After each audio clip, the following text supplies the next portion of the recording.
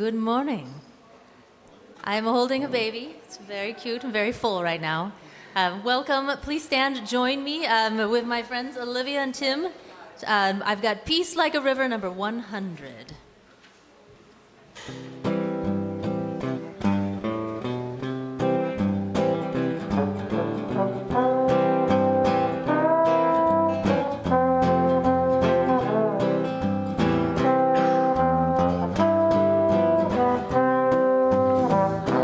I've got peace like a river, I've got peace like a river, I've got peace like a river in my soul. I've got peace like a river, I've got peace like a river, I've got peace like a river in my soul. Joy like a fountain, I've got joy like a fountain, I've got joy like a fountain, I've got joy like a fountain in my soul. I've got joy like a fountain, I've got joy like a fountain, I've got joy like a fountain in my soul. Love like an ocean, I've got love like an ocean, I've got love like an ocean, I've got love like an ocean in my soul. I've got love like an ocean, I've got love like an ocean, I've got love like an ocean in my soul. Strength like a mountain, I've got strength like a mountain, I've got strength like a mountain, I've got strength like a mountain in my soul. I've got strength like a mountain, I've got strength like a mountain, I've got strength like a mountain in my soul.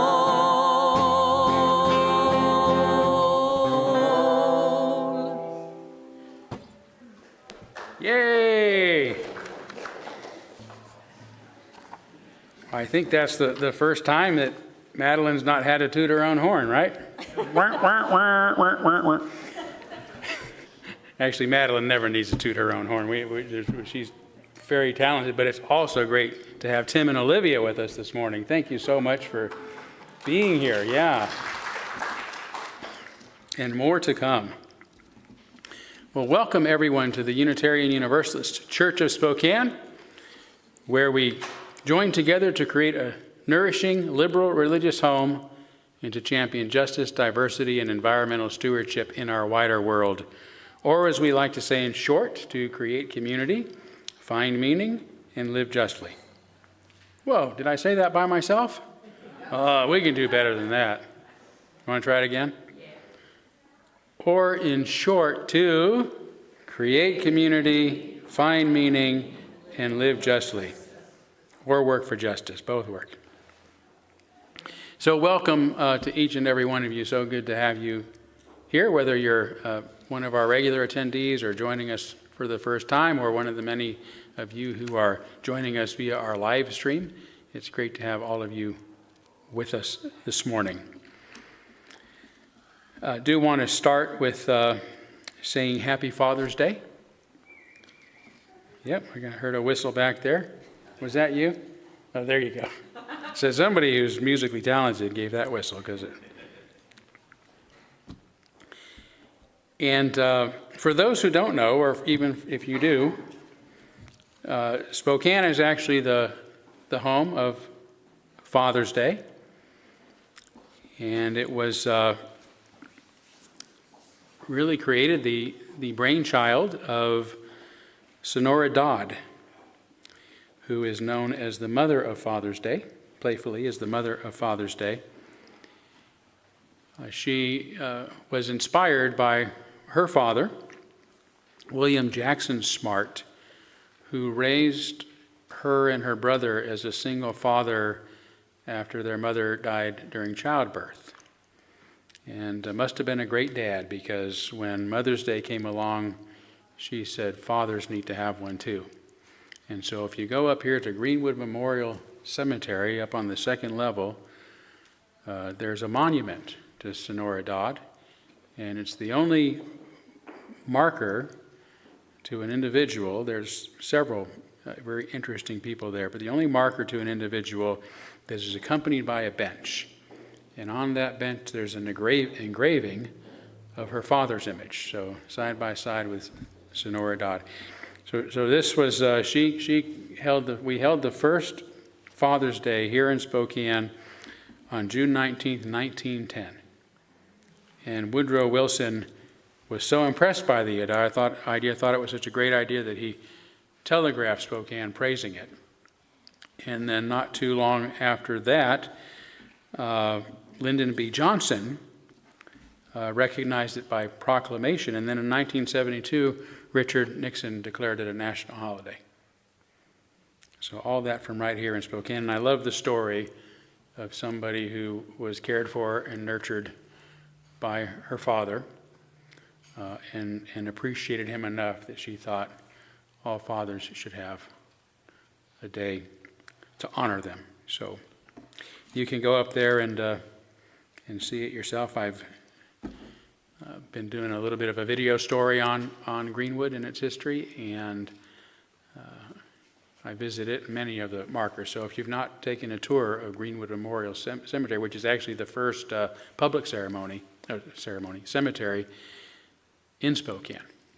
So there's a lot of rich history there. A lot of markers you can walk around and meet some of the permanent residents at Greenwood. Oh, and on that note, I do want to remind you that next Saturday at 2 here at the UU Church, we'll be having a celebration of life, a memorial service for one of our church members, Steve Parker. Steve, for those who didn't know Steve, he was really a longtime member of the church, but kind of quiet guy. Unless he was out on the streets or at city council or someplace marching or speaking for the many causes that he believed in. So we miss him. He died rather suddenly and unexpectedly, and his family in particular has asked that I let you know about his memorial service so that you can come and help remember him if you're able. All right, with that said, I want to invite another special guest who's with us today, Kelsey Dorr, who is part of a refugee youth program, and she's going to explain more about the program and how we might get involved, and also a little bit about folks' opportunity to talk more with you after the service. So, yes, welcome. Hello, my name is Kelsey, and I work for our refugee foster care program. So this month is World Refugee Month, which is a great time to celebrate and appreciate the many individuals who have traveled far to flee persecution and seek asylum here in the U.S. So here in Spokane, we have such a diverse range of people who call Spokane home, and our refugee foster care program serves youth who made that journey on their own and do not have family who can care for them. So we place them with foster families here in the area that help them get that start in the world and begin their lives now in the U.S. And so I was hoping to share a little information about refugees that call Spokane home and our program specifically, so you're welcome to come and talk to me afterwards.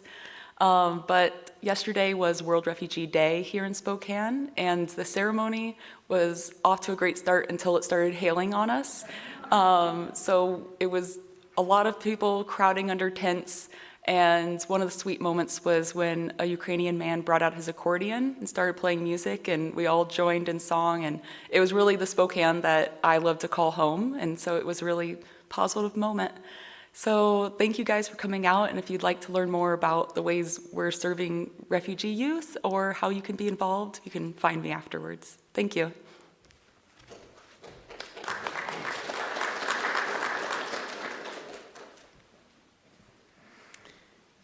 Thank you, Kelsey, and for the good work you're doing and for being here this morning. And Kelsey has a little tabled area back there that you can go and learn more about what she's doing after the service. So we are going to, actually, no, we should take a few, sorry, I almost skipped the welcoming one another. Now that you're seated and comfortable and quiet, get up and make some noise. Say hi to somebody that you've been looking forward to seeing, or maybe make some new friends today.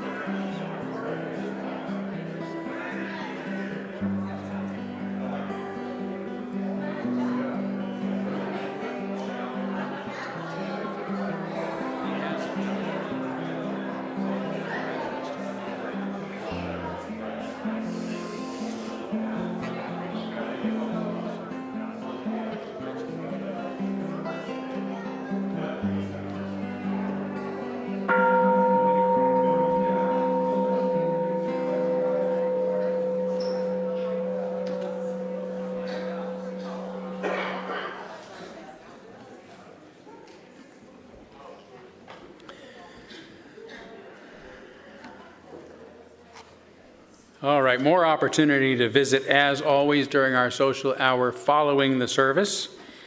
But let's move forward now by lighting our chalice, the symbol of our unity and our solidarity, of our openness and our inclusion, of our community and our individual uniqueness. May this small flame be our offering of warmth to those who are cold and alone, and a light to those in darkness. May it be a flame that ignites justice in our world and a beacon of hope to those in need. And may it reflect at least a spark of truth wherever truth has been lost, and cast a healthy shadow of doubt wherever it's been found.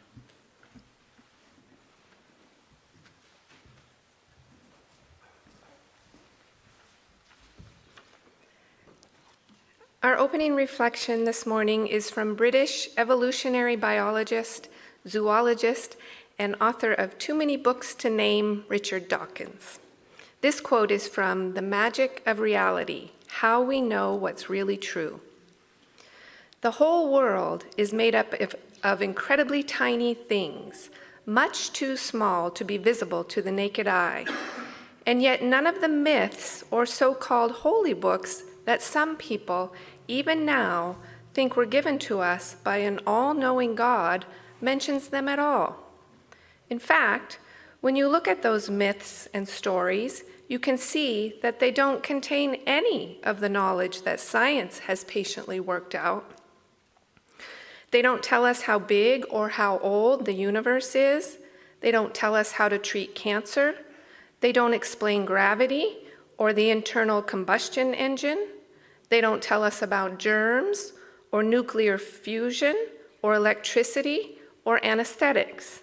In fact, unsurprisingly, the stories in holy books don't contain any more information about the world than was known to the primitive people who first started telling them. If these holy books really were written or dictated or inspired by all-knowing gods, don't you think it's odd that those gods said nothing about any of these important and very useful things?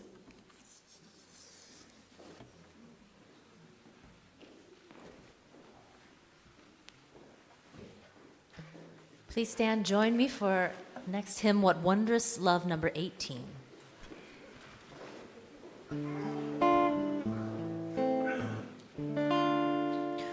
What wondrous love is this, O my soul, O my soul? What wondrous love is this, O my soul?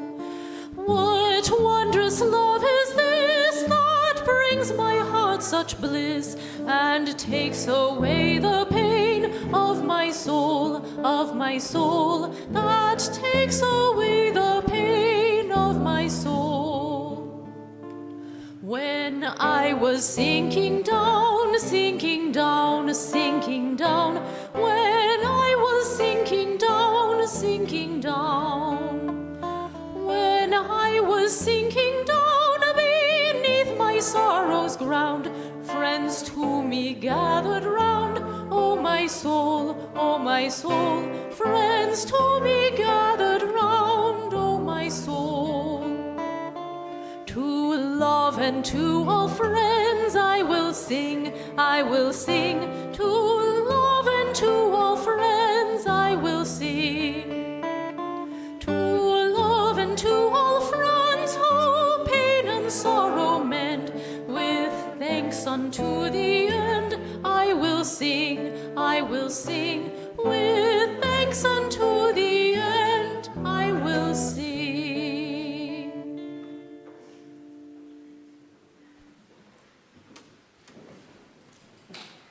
Thank you. We're now going to kindle our candles of care for those most on our hearts and minds, and we begin as we have been on behalf of the people of Ukraine and that region of the world that are suffering from the violence and destruction there, and for the people of Israel and the Palestinians who are suffering from the terrible violence there, as well as all of these people who are currently in the hope that there might be some sort of ceasefire and moment of sanity. So we kindle a candle sharing that same hope. Let's take a moment of silence on behalf of others you might be thinking of, and as always, you're welcome to name them aloud if you'd like.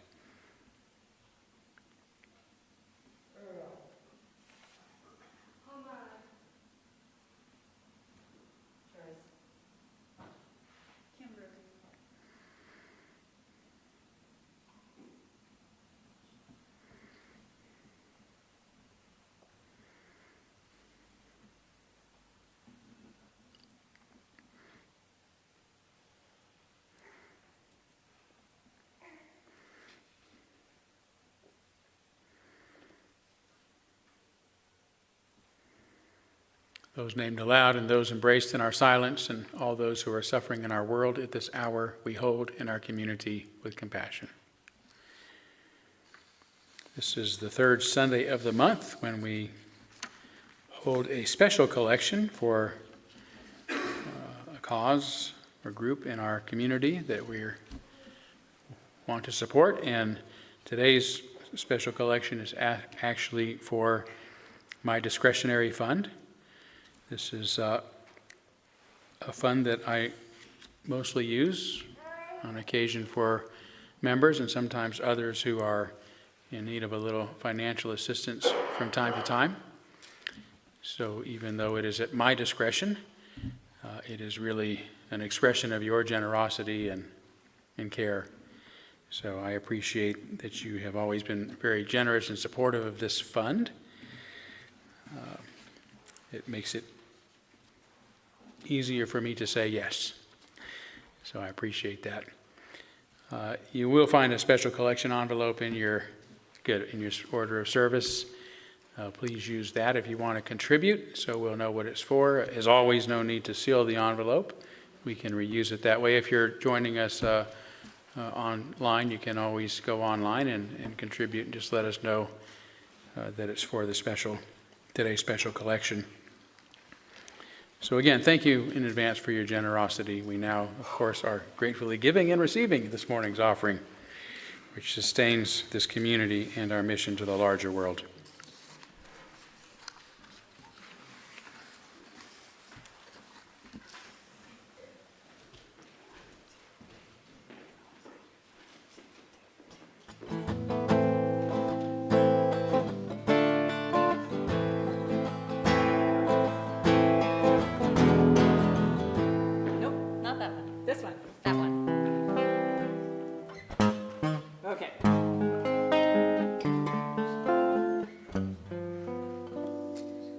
I see trees of green, red roses too.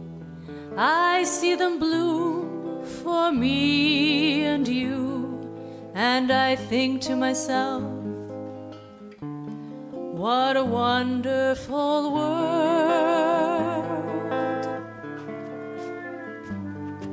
I see skies of blue and clouds of white, the bright blessed day, the dark sacred night, and I think to myself, what a wonderful world.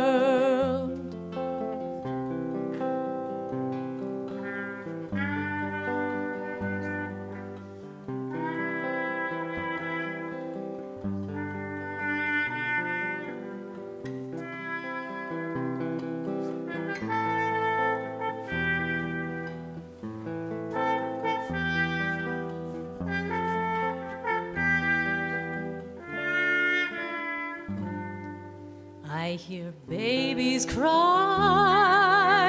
I watch them grow. They'll learn much more than I'll ever know. And I think to myself, what a wonderful world. Oh, and I think to myself, what a wonderful world.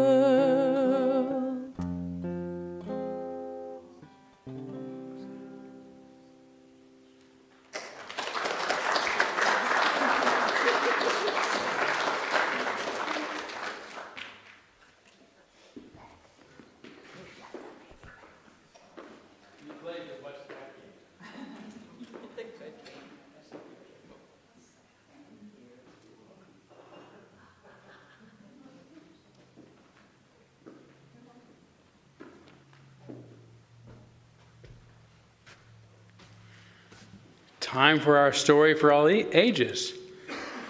And I think we'll just continue. If you come forward, I'll walk you around and point to things. I'll say, what's that? What's that? No, I'll do a little more today. I brought a guest, of course, as always. You may remember this guest, a regular attendee of the Unitarian Universalist Church of Spokane. Have you met? Yes, you've met one of my favorite guests. This is a famous discoverologist, Professor Marty Pants, with a Z. I know. You've said that enough. I've got it by now. So, Professor Pants with a Z, welcome and happy Father's Day. I presume that you are a father. Yes, and I've just discovered it. Well, if anybody was saying that but you, I'd be a little bit worried. But as a discoverologist, I've learned that you say that about everything. So why don't you remind us what a discoverologist is? Of course. A discoverologist is a dipedal anthropomorph, a human being, who utilizes protoplasmic extremities. That's hard to say without moving your lips, isn't it? Yes, it is. You mean your hands, and ocular faculties, your eyes, to ascertain the phenomenon, to discover things. So he's a human being who uses his hands and eyes to discover things. You get that? Okay. All right.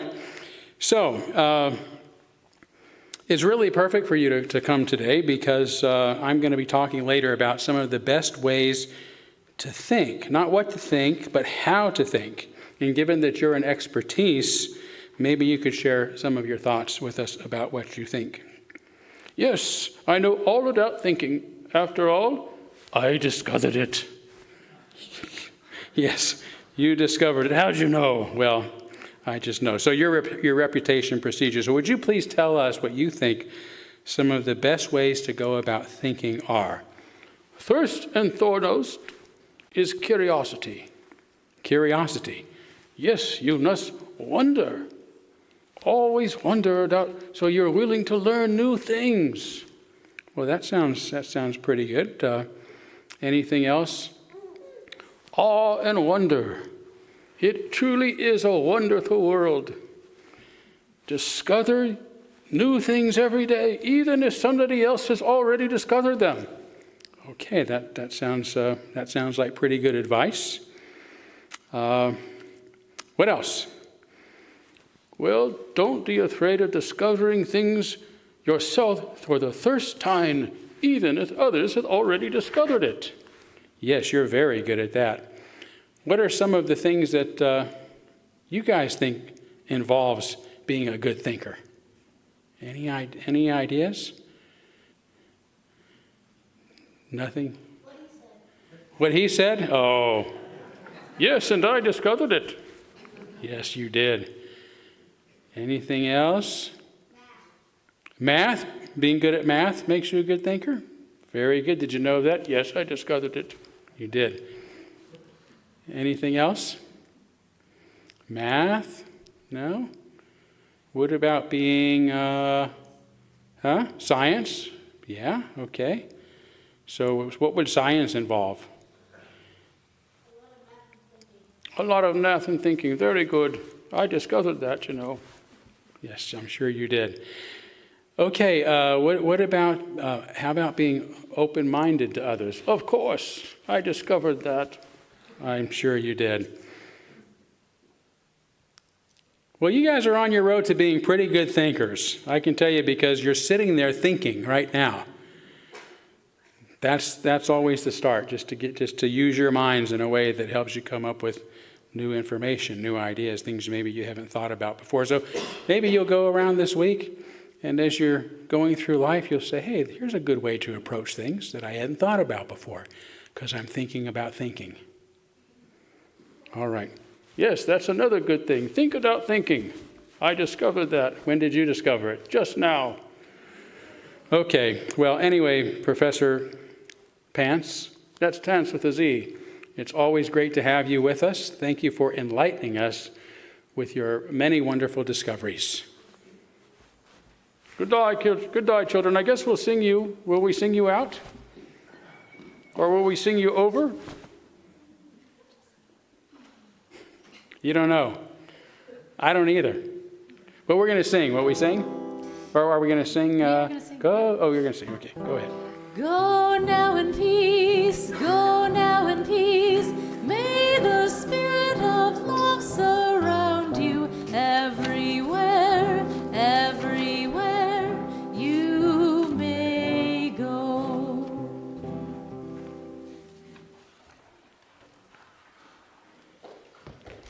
As we move into a time of meditation, you're invited to find a comfortable, receptive position. Close your eyes if you wish. Take a few deeper breaths and reflect on another quote by Richard Dawkins. After sleeping through 100 million centuries, we have finally opened our eyes on a sumptuous planet, sparkling with color, bountiful with life. Within decades, we must close our eyes again. Isn't it a noble, an enlightened way of spending our brief time in the sun to work at understanding the universe and how we have come to wake up in it? Oh, I'm sorry, you're going to do that.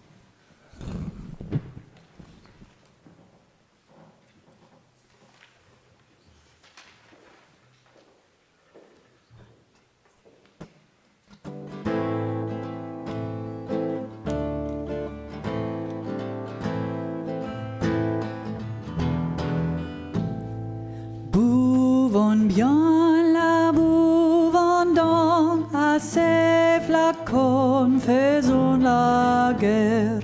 Bouvons bien la bouvons donc à ces flacons, faisons la guerre. En mangeant d'un gras jambon à ces flacons, faisons la guerre. En mangeant d'un gras jambon à ces flacons, faisons la guerre. Quand je bois de vin clé, ami tout tourne, aussi désormais je bois à jour arboué. Quand je bois du vin clé, ami tout tourne, aussi désormais je bois à jour arboué. Chantons et buvons, simple qu'on fasse à la guerre. Chantons et buvons, les amis, buvons donc. Chantons et buvons, simple qu'on fasse à la guerre. Chantons et buvons, les amis, buvons donc. Quand je bois de vin carré, ami tout tourne, aussi désormais je bois à jour arboué. Quand je bois du vin clairé, ami tout tourne, aussi désormais je bois à jour arboué. Chantons et buvons, simple qu'on fasse à la guerre. Chantons et buvons, les amis, buvons donc. Chantons et buvons, simple qu'on fasse à la guerre. Chantons et buvons, les amis, buvons donc.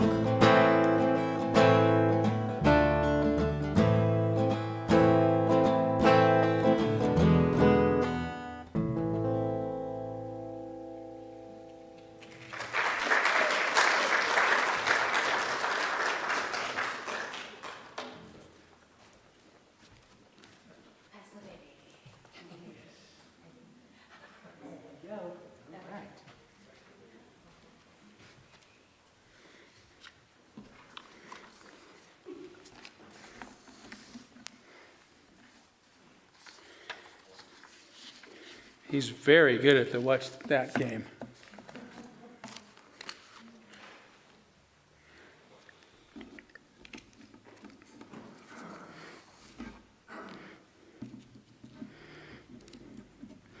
It's so interesting to see his interest in discovery, right? To point at something and have him immediately at his age go to it and track your fingers pointing at something and look at it. What's that? What's that? What's that? That's ultimately what my sermon is about today. So see you later. It's nice having you.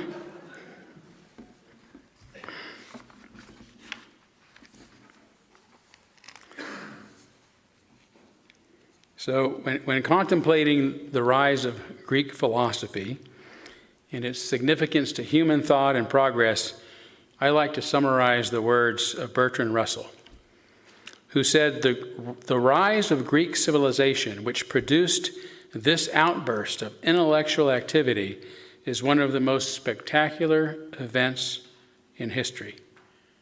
Nothing like it has ever occurred before or since. Considering that this outburst began in a couple of ancient cities along the Ionian coast in the 6th century BCE, 2,600 years ago, Russell's statement from his 1959 book, The Wisdom of the West, seems astonishing, if not an exaggeration. In our modern age, with all we have since accomplished and are still accomplishing today, how can we possibly consider the intellectual activity of a few ancient islanders the most spectacular event in history? Yet, I believe that Russell's claim remains true today, even in our age of computer technology, satellites and rocket ships, and the advent of artificial intelligence, none of which existed in 1959 when Russell spoke his words. Because all of our greatest intellectual accomplishments today and throughout our history remain rooted in the thinking established by the earliest Greek philosophers. This is true not because of what they thought, but because of how they thought. The early philosophers sought to understand the world on its own terms, as it presents itself, rather than upon superstitious, mythical, or religious explanations. And this is the only kind of thinking. And I don't use those words like only and all or none very often. This is the only kind of thinking that has ever allowed us to accomplish the scientific, medical, and technological advances that we have today, among other important accomplishments. No voodoo ceremonies or faith healings have ever led us to a single vaccine or antibiotic. Worshippers of the moon may have danced underneath its soft light, but none of them ever took one small step upon its surface, let alone made a giant leap for all mankind. Religion may help some individuals better cope with the world we live in, while leading others into denial and delusional thinking. Although their adherents often believe that their particular religion might do so if only they could make converts of everybody else on the planet. The early Greek philosophers, often referred to, and improperly I think, as the pre-Socratic philosophers, were the first thinkers that we know of who attempted to explain the world in natural rather than supernatural terms. An ancient Babylonian myth, for example, says the world was created from the remains of a sea monster, Tiamat, by the god Marduk after he defeated her. A Norse myth says, creation myth says similarly, that the world was made by Odin, the All-Father, from the remains of an ice giant that he had slain. And the more familiar Hebrew myth claims that it was fashioned in just 6 days by the voice commands of the Elohim. These are superstitious and mythical explanations of reality, but the early philosophers were what we call first principle thinkers. They wanted to know what the world and reality are at the most elemental level. The ultimate stuff from which everything else proceeds. That was the question on their minds. Today we would call the stuff that they were seeking quanta, or perhaps even qubits if you're into information theory. But these early thinkers did not have the advantage of nearly 3 millennia of such thinking to build upon. They were starting from nothing. And remarkably, within less than 2 centuries, about 150 years, they arrived at the answer that scientists continue to agree with today, that reality is comprised of atoms. This is the great benefit of the power of not what, but how these ancient thinkers thought.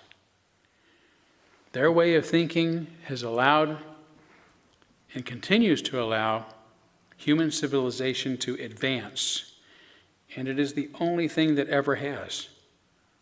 Unlike the stagnation that lasts far longer when humanity is mired in superstition and mass delusion. In seeking to explain the nature of reality, the very first of these first philosophers, referred to as the Ionians, from the cities of Miletus, Colophon, and Ephesus, began by trying to determine what the underlying element of all things might be.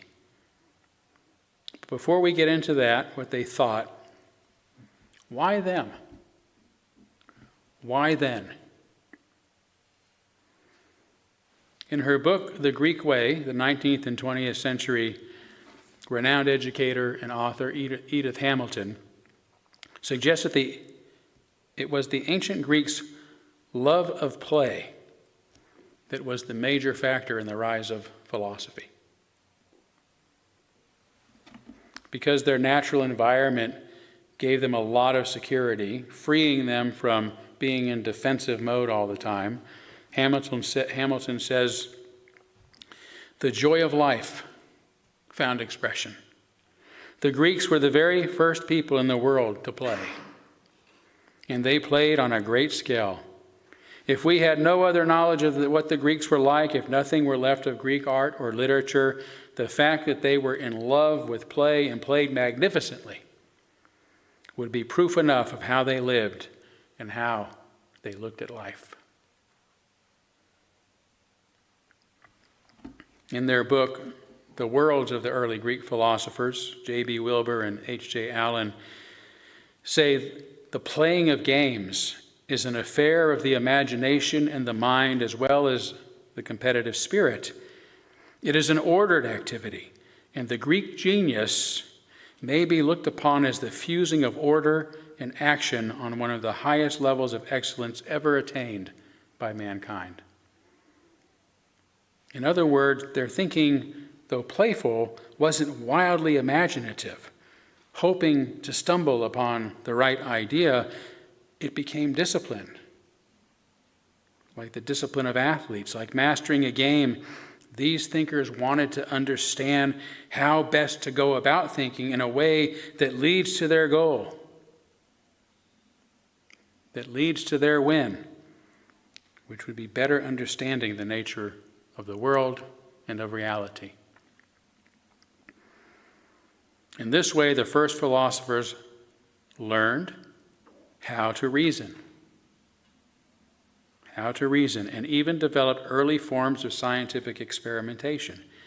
Again, as Wilbur and Allen explain, reliance on rational rather than the mythological explanation is a marked characteristic of the early Greek philosophers. It is perhaps the trait, more than any other, that distinguishes them as philosophers, their ability to reason. Wilbur and Allen outline other factors that may also contribute to how these early Greeks came to think, like the particular lighting, the sunlight of the region's unique landscape and mostly cloudless skies that gave them an eye for depth and detail and differences. If the Greeks were the world's first true philosophers, in that they formed a consistent and straightforward vocabulary for abstract ideas, they say, it was largely because their minds, like their eyes, sought naturally what is lucid and well-defined. The unusual economy of the region is another factor thought to have influenced their thinking, because the area was largely unsuited for agriculture. Its inhabitants depended upon commerce, which led to the arrival of merchants and artisans and traders and industry from many other places, adding to the diversity of culture and thought they were exposed to, along with the necessity of tolerance and curiosity that goes with it. As Heraclitus said, those who love wisdom must be inquirers into very many things indeed. This, of course, is what the word philosophy means, the love of wisdom. Philosophers must be interested in very many things indeed. Additionally, the early Greeks had no priestly class to dictate what their beliefs ought to be, which also gave them a unique degree of intellectual freedom for the ancient world, a fact making it possible for the poet and the philosopher to assume their important roles in society. There are other contributing factors that may also help explain why the Ionians in particular, and some of the early philosophers who came after them, gave rise to this most spectacular outburst of intellectual activity in human history. But we already have enough to consider a few of the qualities that define how they thought. Be playful and imaginative with your ideas. Become skilled in the use of reason. Notice the things that contrast and contradict what we think and see and believe we know. Welcome a free exchange of ideas from different people and places. Maintain a society that encourages the freedom to think for oneself. That was the atmosphere. And these are the same qualities that make us spectacular thinkers today, or can make us spectacular thinkers today.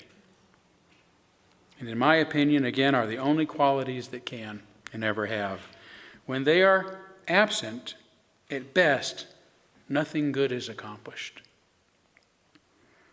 At worst, terrible things happen. I'll come back to this, but first let's consider some of what these early philosophers themselves accomplished. Thales of Miletus, considered the first philosopher, born around 625 BCE, is the very first thinker we know of who attempted to explain the world by engaging in experimentation, mathematics, and reason. His new way of thinking was so unusual that some wondered what good it was and began to poke fun at Thales. One legend has him falling into a well while looking up at the stars. The child scoffs. Thales is so eager to know what is happening in the sky that he can't see what's right in front of his own feet. So Thales, who had discovered key principles in geometry, astronomy, and meteorology, enough to actually predict eclipses and those sort of things, once used his knowledge to predict a better than usual olive season. So he rented a poor man, but used what resources he had to rent all the olive presses in the area in advance. And as those olives began to ripen, the growers had to rent them back from Thales at a hefty price, making him wealthy for a time, but that was not his interest. It said that Thales did so just to prove to them that philosophy could be useful, and he got rid of that money and lived his life of poverty and wonder. Because that's not what he was interested in. That's not what philosophy is about. These earliest philosophers were elementalist, meaning that they tried to figure out the fundamental element in all things. And they didn't have anything like our periodic table, and initially no atomic theory. To them, the elements were the things that they could see and touch and experience and attest to. Thales believed that the primal stuff is water, for reasons it's not necessary to go into here. His student, Anaximander, also of Miletus, was a bit more abstract in his thinking and referred to the fundamental substance as apeiron, translated best as the boundless. Anaximander didn't think that the first principle could be anything finite, so he gave whatever it is a name reflective of its infinite nature. Now, if this seems a bit out there, keep in mind that Anaximander was down to earth enough to have been the inventor of the sundial, maker of the first map, including an ocean, the first to have constructed a globe, the builder of a clock, and was the first to claim that life began as mud and slime and that humans evolved from fish.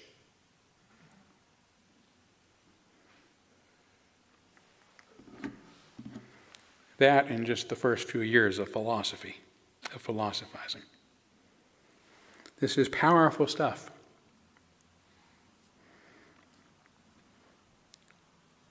Anaximenes, another Milesian, 25 years younger than Anaximander, though his student, was more aligned with Thales in his thinking, but instead of water, he considered air to be the primary element. As the soul, being air, holds us together, he said, so do breath and air surround the universe. It kind of makes sense through observation, right? That most of what's in this room is air. Most of what's out there is air. Most of what's in the universe is empty space, where air at least could be believed to exist. He also observed that air is what thickens and becomes clouds, condenses and becomes rain, freezes and turns into snow and ice, hence showing that it can become other things. He further speculated that when fine, it can become fire. And we all know, of course, oxygen fuels fire. He probably came to this conclusion because he saw that it could fan flames. And when thickened, he said it not only becomes water, but also, right, vaporizes, becomes water, but then mud. And then as that mud dries, it hardens and even can turn into stone. So he reasoned. Rain makes mud, the mud dries, then it hardens from the sun. So although he did not engage in some experimentation that we might call science, most of what these early philosophers conjectured was based upon their mere observation and rational inferences, because that's what they had. What are we actually experiencing, and what can we infer from that? Perhaps the most familiar early philosopher is, who can you think of? Heraclitus? Everybody's heard of Heraclitus. Why have you heard of Heraclitus? What is Heraclitus famous for saying? I know you know it. You can't step in the same river twice. Thank you, yes. So Heraclitus therefore considered fire to be the most fundamental element, because fire is always changing, and fire has the ability to change other things, to transform or transmute other things. So it appeared. So we already have what came to be considered the only elements at the time: water, air, fire, along with earth. And Empedocles, born 15 years after Heraclitus' death, was the first to argue for a complex universe comprised of multiple elements. There weren't that many of them, just the four. which he called the four roots, which transformed into other things through what he also called the forces of love and strife, which today we might say are akin to attraction and entropy. Other early philosophers came along and wondered how, if the universe is infinite, anything can be finite, and vice versa. If something is finite, how could anything be infinite? I won't go into the reasons for those questions here. Parmenides argued that change and motion must therefore be illusions, because true reality is unchanging and eternal. And his student Zeno famously came up with a variety of paradoxes to prove his mentor's point. Because an arrow seen to be moving, for instance, always occupies 2 points in space, it is by definition always at rest. It's a paradox. And such thinking may seem absurd or rather impractical to some, but it demonstrates philosophy's general ability to continue questioning what seems obviously true to us so that we are not fooled by mere appearances. Were it not for such thinking, the early philosophers would never have evolved past thinking the primal stuff of the universe must be something that we can observe, like one of those 4 elements. Today, we know that there are at least 118 elements on the periodic table.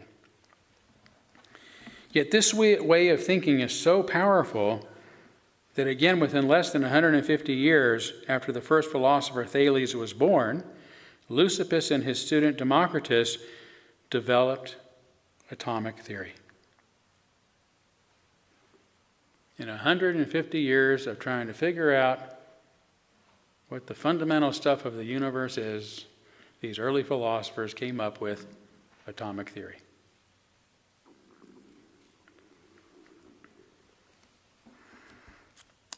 Right? The theory that small indivisible particles are eternally moving in a void and combine in various ways to create the visible world.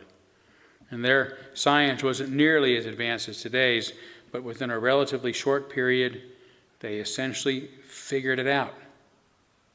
The stuff of the universe. As free and independent thinkers, through their own observations and building upon each other's logical arguments, they came to understand the underlying nature of reality nearly 2,500 years before modern scientists would rediscover and prove it. Because they turn to nature itself to figure things out, they are sometimes referred to as the natural philosophers. Aristotle, who greatly admired them, called them the physicoi, which we might translate as the physicist, but the root of this word, physis, actually means nature. So both labels are appropriate. Whether we call them the physicists, the natural philosophers, or even the pre-Socratic, which I think makes them subsidiary to Socrates, which is why I prefer the first philosophers, because I think they were the greatest. Philosophy went downhill with Socrates.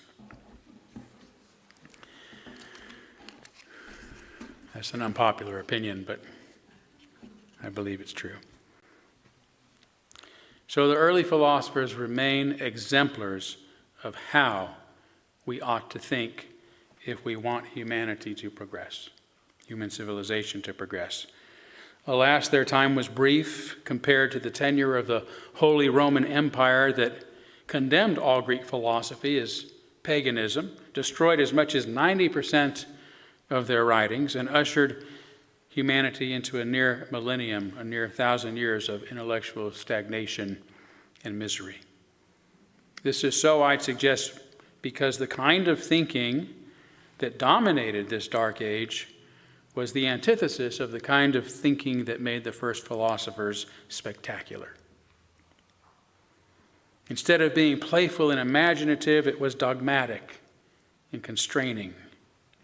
It was based upon superstition rather than reason. It refused to allow the mere utterance of any conflicting and contradictory views. It forced everyone to hold and profess the same beliefs and was hostile towards those with different ideas. It was not an ideological free society, but one bound by the dogmas and the dictums handed down to them by authoritarians.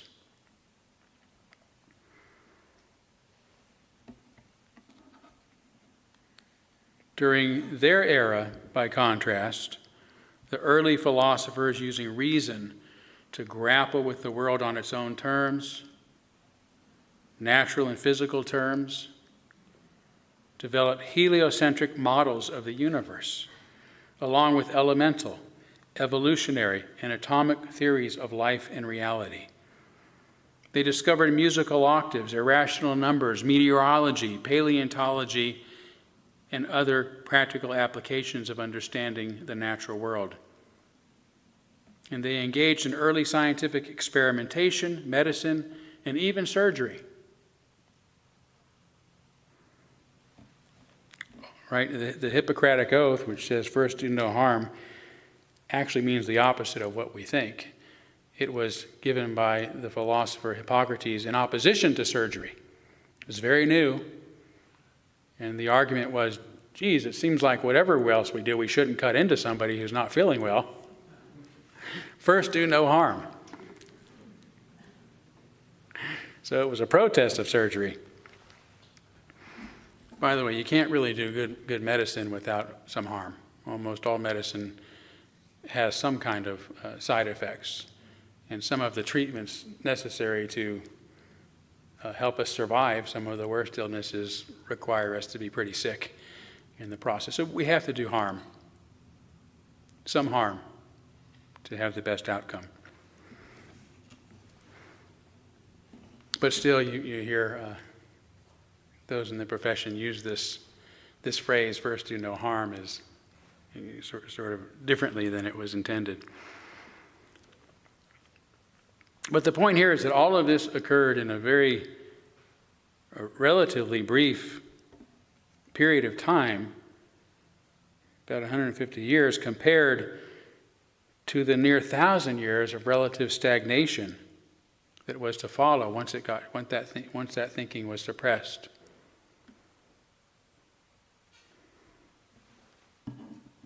But the early philosophers weren't entirely without opposition during their own lives, although such opposition also presented itself mostly in the form of philosophy and honest inquiry.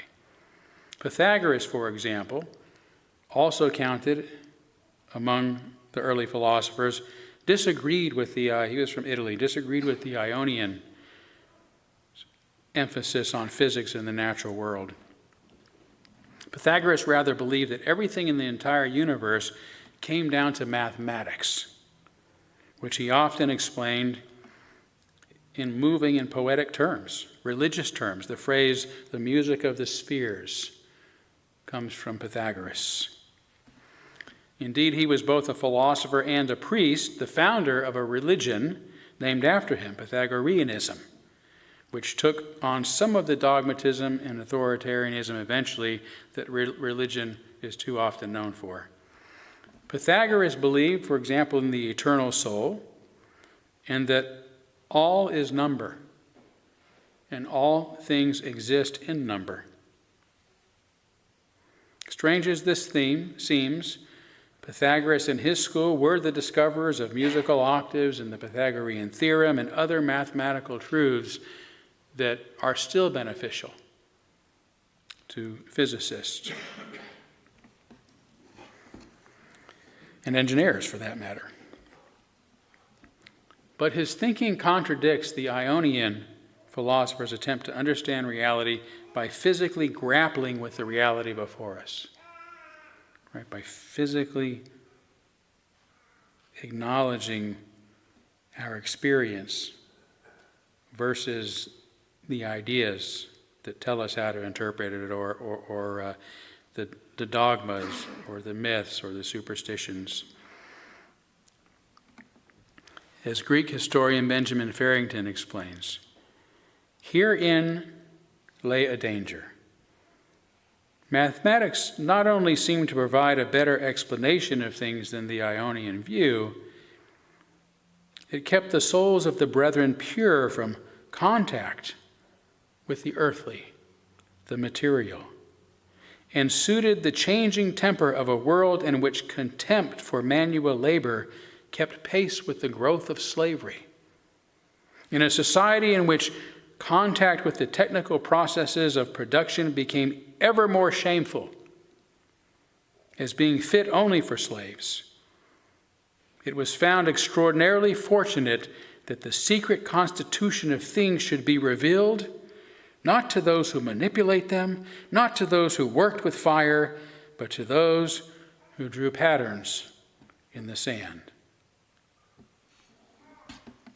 There wasn't a lot of pens and parchment paper in those days, so Pythagoreans did their math in the sand. And for them, that was the extent of their meaningful interactions with the physical world.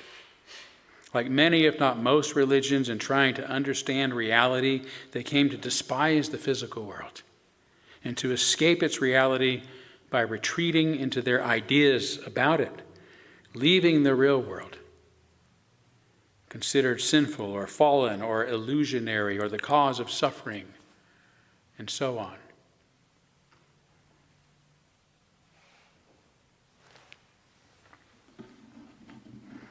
I've just been reading the book, The Anxious Generation, by Jonathan Haidt, whom I greatly admire, but he has a section in there on spirituality, and I'm troubled by it for the same reason, because he seems to interpret spirituality and religion, of which he admits he's not an expert, and he's only speaking as a human, not a sociologist, but as a means of transcending where we're at as individuals,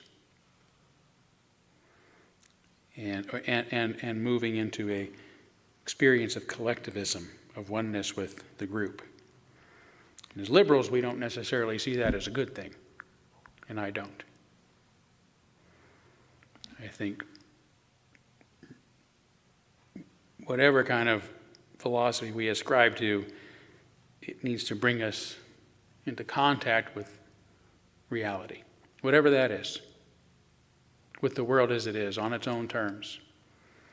To cope with its suffering, to not escape it, to cope with the problem of evil and not escape it, so that we can enjoy one another's friendship, and so that we can enjoy what a wonderful world it is, in addition to the downside. But that tends to be what religion does, is provide us an escape. We think we're spiritual if we're not earthly. I don't like it.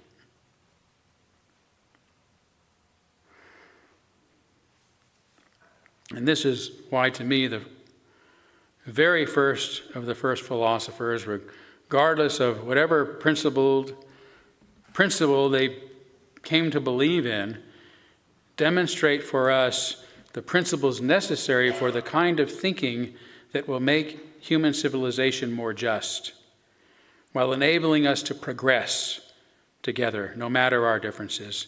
These principles were rediscovered during the Renaissance, a word that refers to the renewal or the renewed interest in the pre-Socratic philosophers specifically. That's what the Renaissance was, a rediscovery of those forgotten thinkers, and more importantly, not what they thought, but how they thought. That's what made the Renaissance great, and that's what enabled us to begin to emerge from the Dark Age, from that millennium of stupidity, which led to the Enlightenment, during which such thinking flourished, as did human civilization, incredibly, for another 2 centuries, until around 1950, with the advent of postmodernism, when a new age of endarkenment marked by intolerance and stagnation and a denial of objective reality and of our common humanity began descending upon humanity.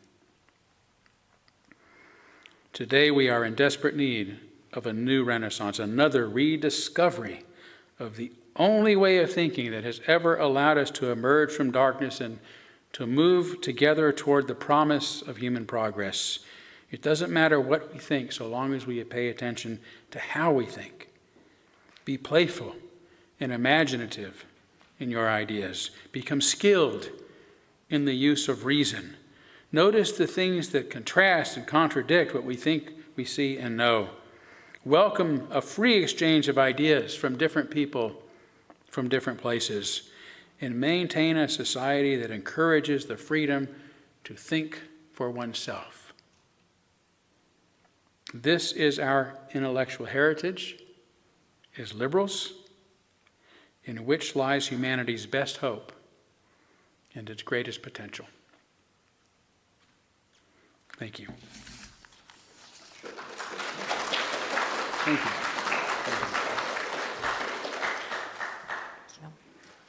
Please stand join me for our last hymn, number 1007, There's a River Flowing in My Soul.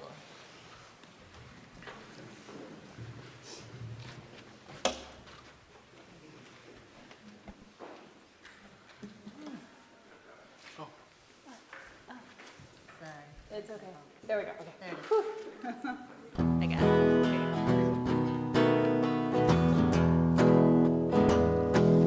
There's a river flowing in my soul.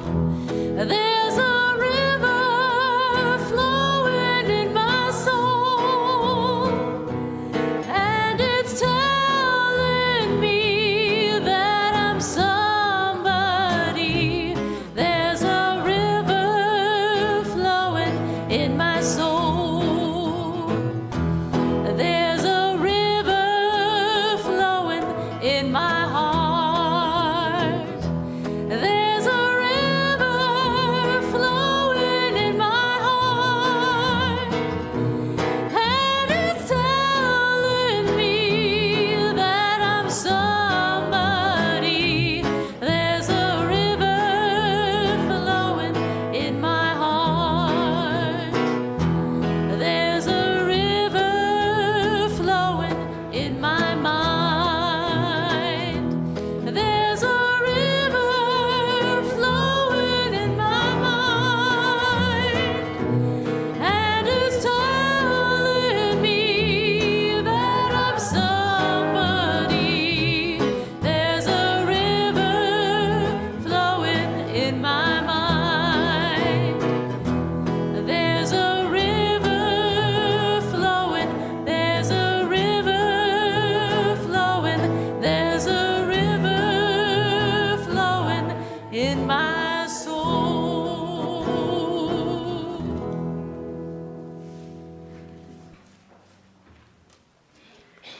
Our benediction today is from the late Reverend Dr. John W. Brigham.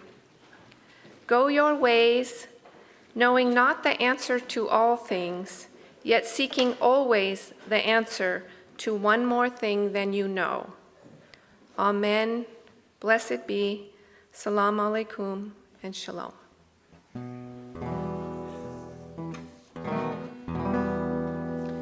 Shalom Chavarim, Shalom Chavarim, Shalom, Shalom.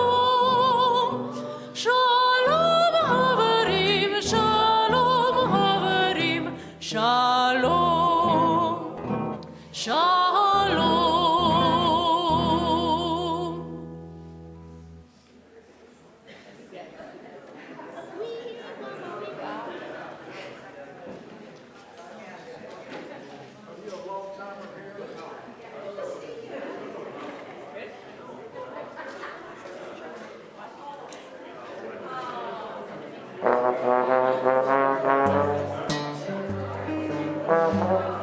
Thank you.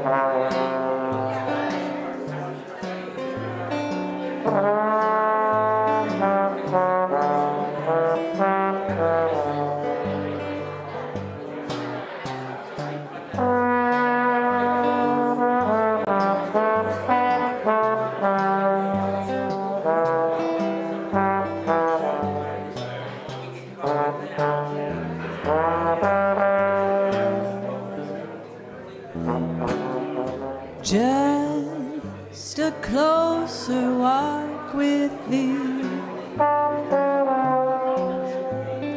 Granted dreams, it's my plea. I can't. Daily walking close to thee.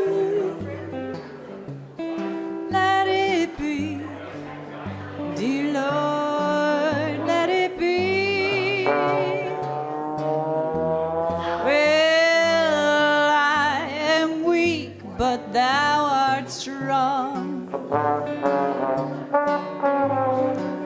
Jesus, keep me from all wrong, and I'll be satisfied as long as I walk. Let me walk close to thee.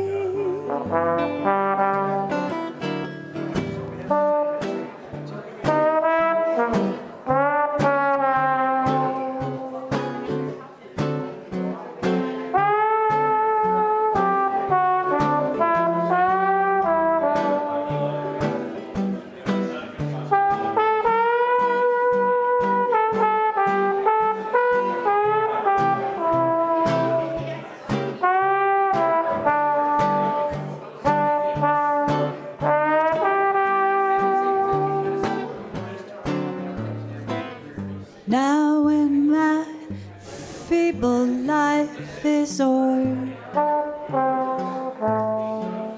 and time for me shall be no more, just guide me gently, safely o'er to that shore, to your kingdom, to your shore. Just stay closer, walk with thee. Granted, Jesus, it's my plea. Daily walking close to thee. Oh, let it be, dear Lord, let it be. Oh, let it be.